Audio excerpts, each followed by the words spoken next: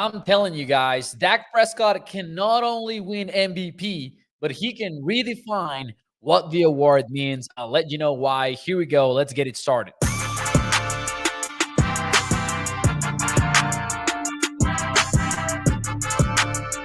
What is up, everybody, and welcome into A to Z Sports Dallas Prime Time. I am your host, Mauricio Rodriguez, streaming with you live every Sunday through Thursday night at 8 p.m. Central here on Dallas On Demand Sports Talk Network with a lot more content coming your way.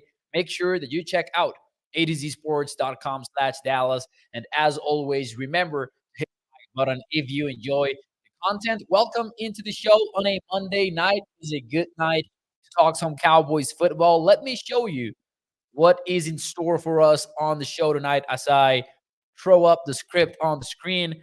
First and foremost, we'll react to Shaq Leonard choosing a team. Spoiler alert, it is not the Cowboys.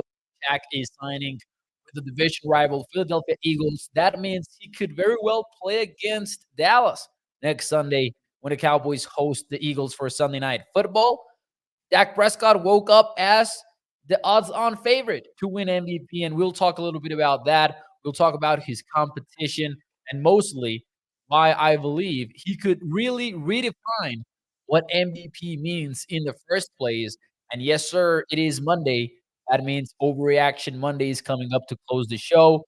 Towards the end of this show, ladies and gentlemen, welcome everyone. Let me say hi very quickly in the chat. We've got Toxic, we've got Mark, Aaron, Modelo, Katharina, we've got Marcus Rowe in there. Absolute Beast says Shaq is going to be in shambles next week, and hopefully that is right, man. Rex, what is up? Thank you for being here as well. Marcus says, man made his decision, and we keep it pushing. That's right. We move on. We move on after this.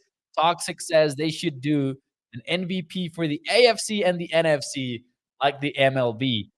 Whoo-wee. I'm not sure how I feel about that one. Toxic. Food for thought maybe for another episode, but just gut feeling. Nah, that's my gut feeling right now. My instant reaction. Mark Aaron with the hard questions. And we're gonna have to postpone the football talk a little bit here to get into this one. Because Mark Aaron says, I have one question for you, Mo. Are avocados from Mexico really the best? Yes, sir. I do think they're the best. Nothing like an aguacate from Mexico here. So yeah, I'm gonna say that is a correct factual statement. All right, now we can get to football. Ladies and gentlemen, Shaq Leonard signed with the Philadelphia Eagles. He's not gonna be a Cowboy. So let me know in the chat.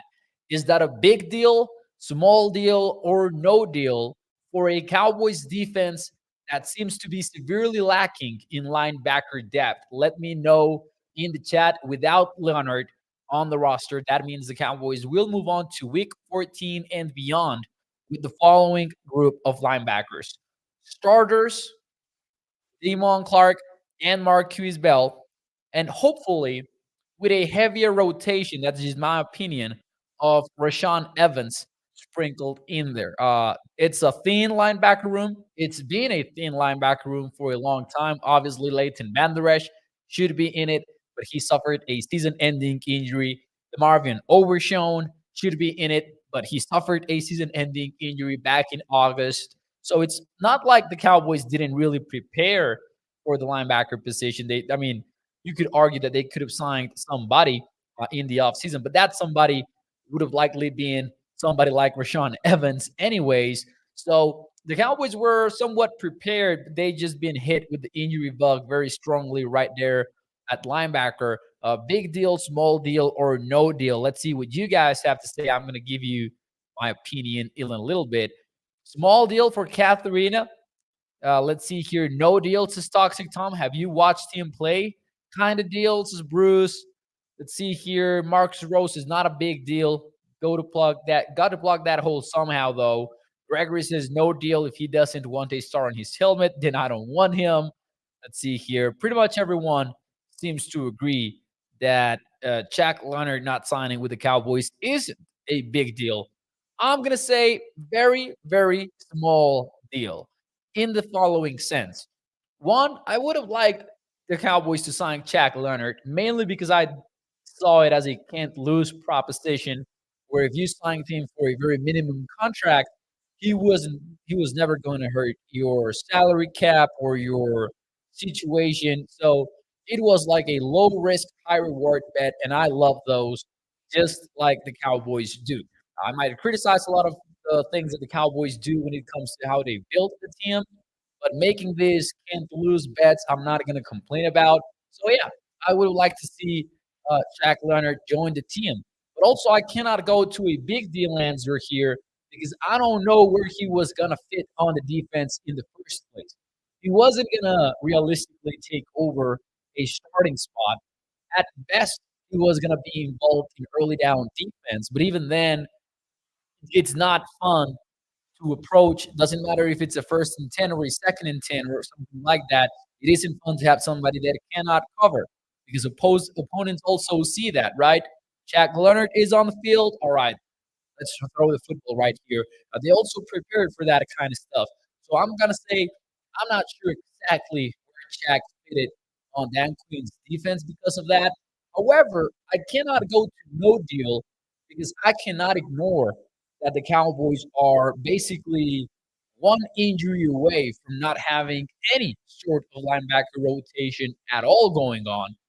And I'm also very well aware that the Cowboys are 30th in defensive success when it comes to stopping the run. And that is no fun when you have a somewhat undersized group of linebackers that at times have lacked a little bit of physicality. And I'm still a little bit worried about how the Cowboys will match up against the Eagles next weekend or against the 49ers in a hypothetical playoff matchup.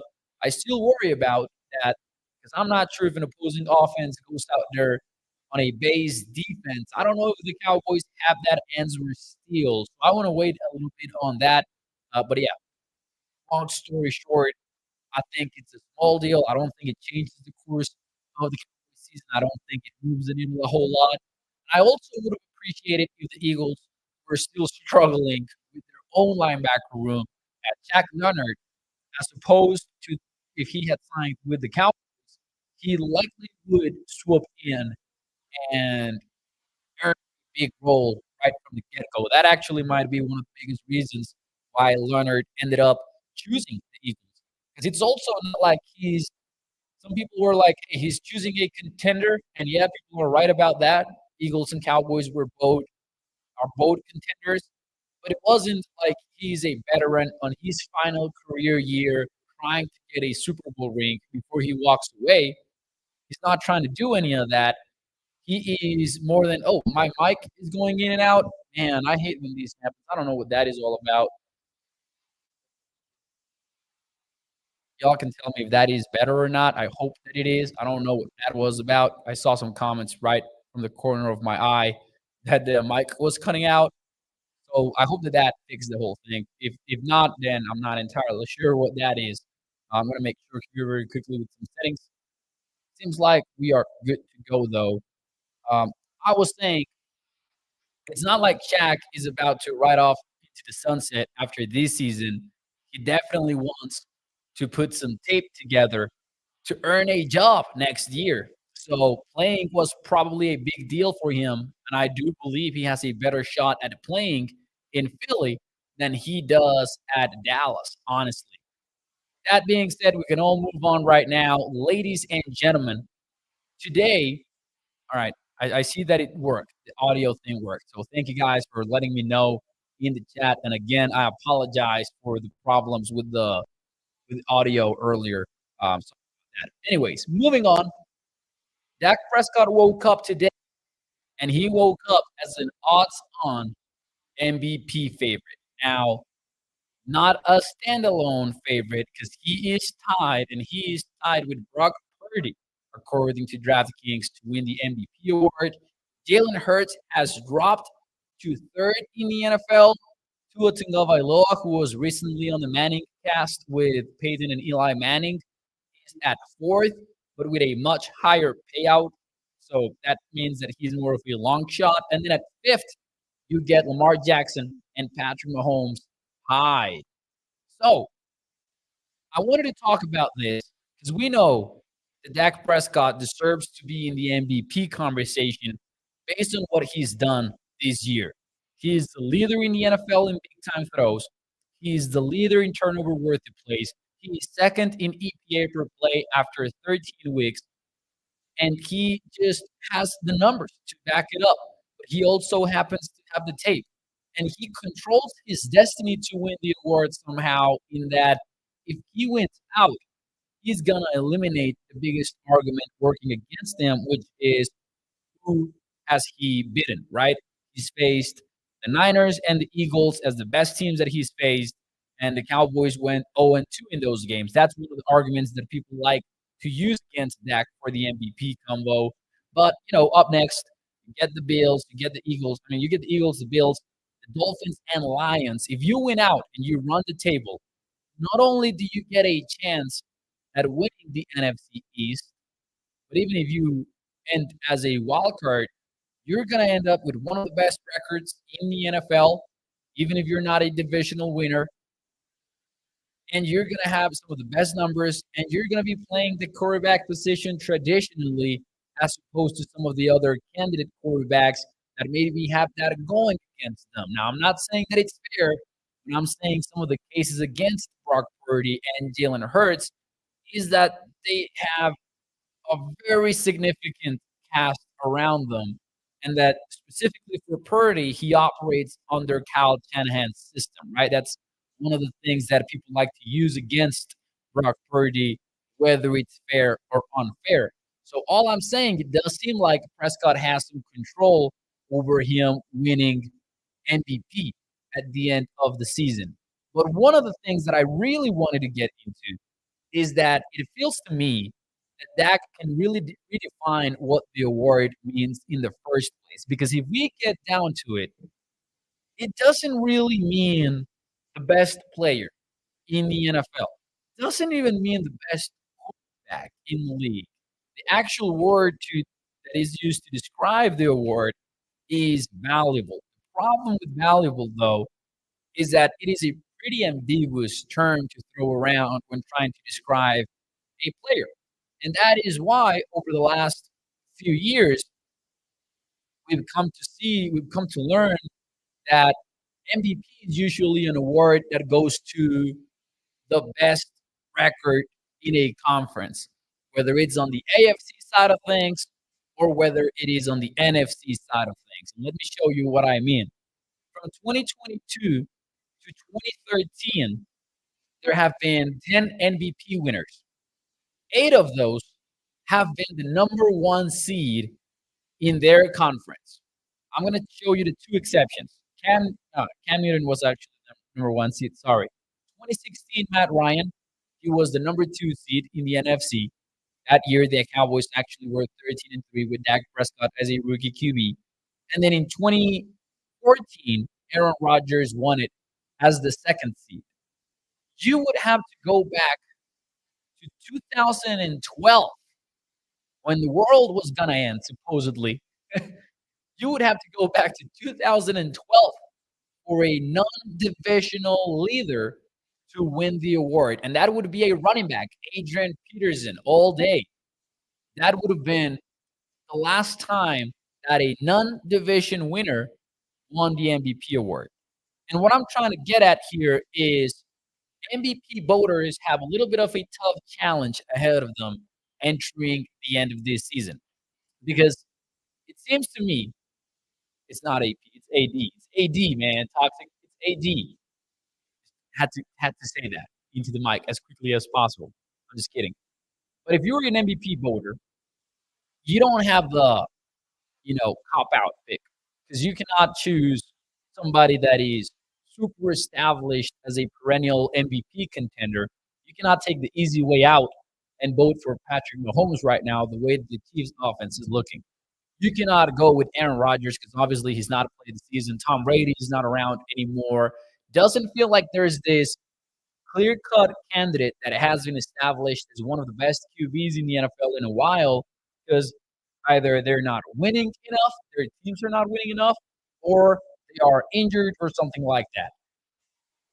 it seems like it really is down to the top 3 names that we just talked about, where you get Brock Purdy, who could end up with the number 1 seed in the NFC, and who is one of the leaders in EPA.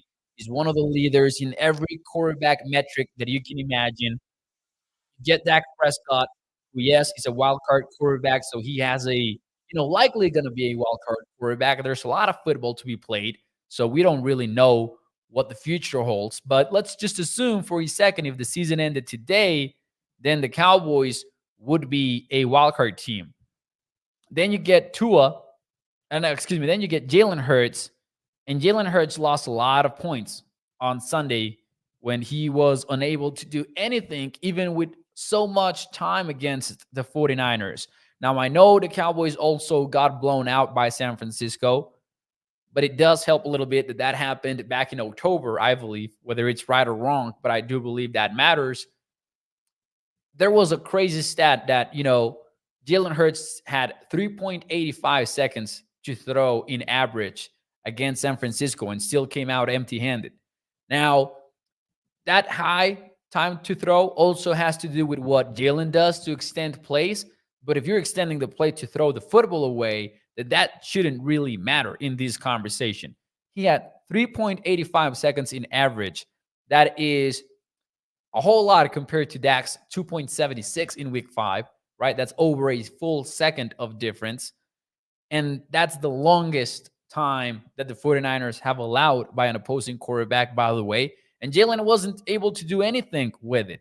Not trying to hate on Jalen or anything like that. But I'm trying to say the voters are in a position here where they could redefine the award by, instead of giving it to the division leader or to the conference leader, if Dak wins out and keeps looking like he's been looking lately, and he's dominating the offense and he's in total command of it, and he's putting up 3 touchdown games, and he's connecting with CD at such a high level, voters are going to have a tough time, in my opinion, to not vote for Dak, whether or not he wins the division. Think about it from an all-pro perspective. People love to put a whole lot of emphasis on the word valuable, and people like to talk about records because of it. But if you talk about all-pro quarterbacks, maybe that shifts the perspective a little bit. You're picking the best quarterback because in the last decade, the all-pro, the first-team all-pro QB is always the MVP, always. So I'm just going to say voters, in my opinion, are going to have a tough time ignoring what Dak has been doing, playing like the best quarterback in the NFL, because he really has been. That's the caliber of play that we've seen from Dak recently. Since week 7, nobody has done it quite like him. Doesn't matter what stat you pull up. Doesn't matter, what QB wins and losses record you bring up. Dak has been playing like the best since week 7. And voters, in my opinion, are going to have a tough time ignoring that, even if he makes the playoffs as a wildcard quarterback. And if he does, and if voters still vote for him as the MVP, in my opinion, that's going to be a great opportunity for the award to really change its meaning and suddenly not be about the best record in the conference anymore or the second best conference, but rather about the best quarterback. And it's still going to be imperfect if you want to make it that way. Like if you want to talk about, listen, it shouldn't be a quarterback award, maybe that's a debate for another day. But if we accept that it is a QB award, we should at least be giving it to the best guy. Not talking about, who is the best on a general 5-year period of time, right? Because that would be Patrick Mahomes every single time. But who played the best football in that particular year? And I strongly believe that the answer to that question right now would be Dak. I would vote for Dak Prescott right now. I think it's a great opportunity for the voters. I think it's a great opportunity for the NFL if it comes to that. And I'm not trying to say, and we'll talk about Brock Purdy here in a bit, I'm not trying to say he doesn't deserve it or anything like that. But Dak is in a unique spot to really change how the award is perceived, in my opinion. Let's see what you guys have to say, though, in the chat. How says that now I got you loud on clear mode. It's crazy because I haven't done anything to adjust the settings. And usually when I have low Wi-Fi, like the software helps me. So man, it frustrates me a little bit not to know what the whole thing is about here. Zach Wilson for MVP is toxic, Tom. Man, come on. Mark Aaron is going with somebody else, I believe. Hell no. Oh man, Rex says Hurts would have the worst passing stats in history of all QB MVPs should he win by far, says Rex Morgan.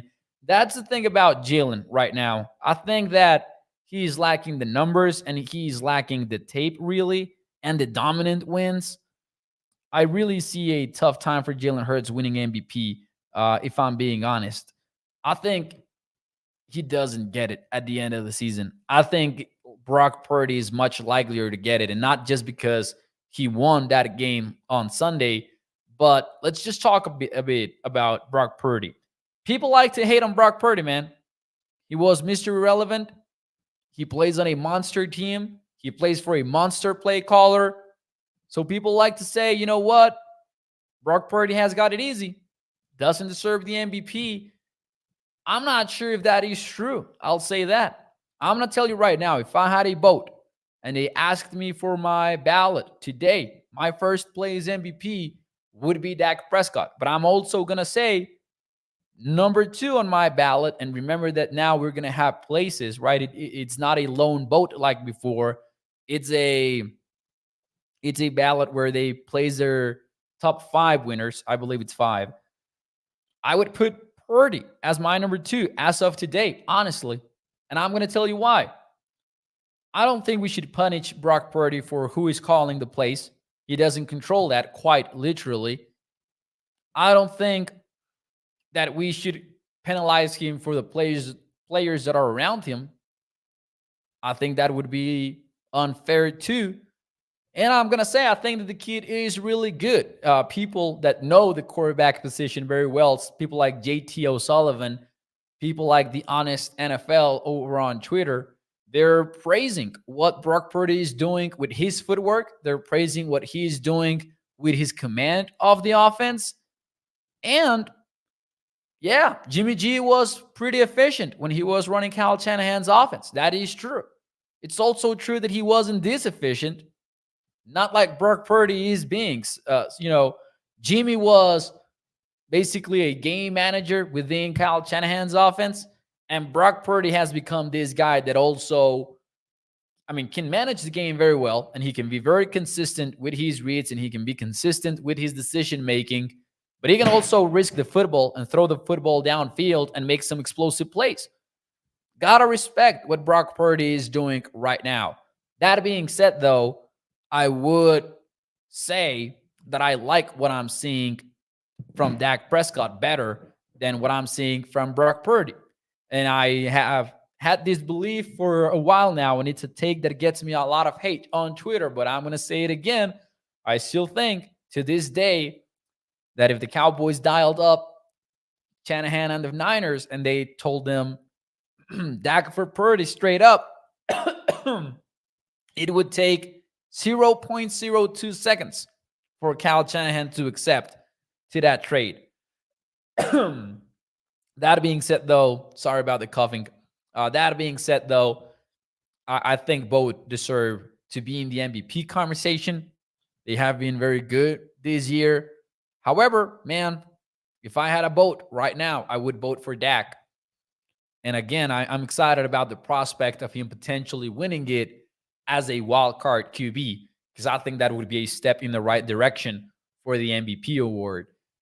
I don't think it should be a record for the I don't think it should be an award for the best record in the conference. It should be an award for the best quarterback in the country. You guys are having fun in the chat, man.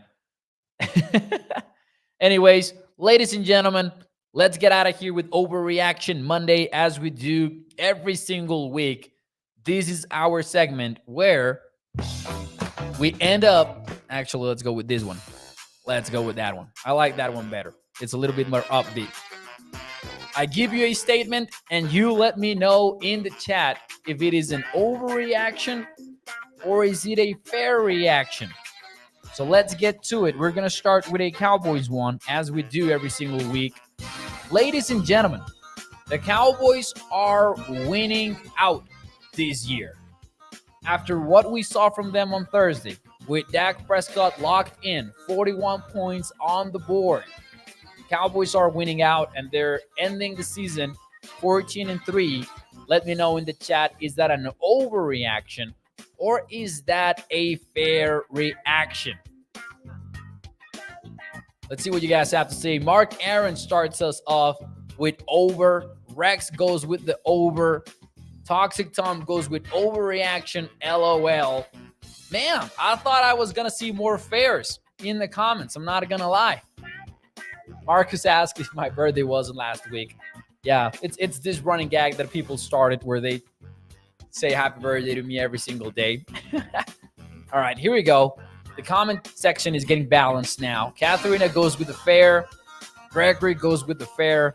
Lucky goes with the fair. Marcus says no, might lose to Miami. Overreaction. Listen, I'm gonna say this. I'm gonna say fair reaction, but hear me out. I'm not saying, nor I would ever say, that the Cowboys are surely winning out. That's something that I wouldn't do.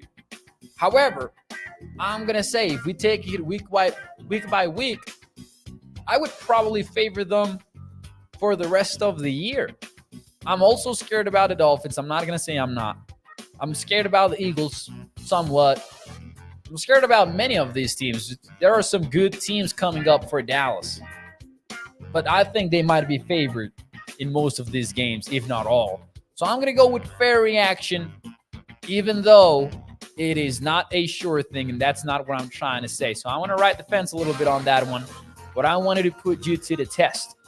All right, now, let's get to two more for the NFL. We'll start with the NFC here very quickly. The Packers are making the playoffs. Let me know in the chat. No Aaron Rodgers, no problem. They beat the Kansas City Chiefs last night. And if the season ended today, they would be in the postseason. They'll stay there. Is that an overreaction or is that a fair reaction?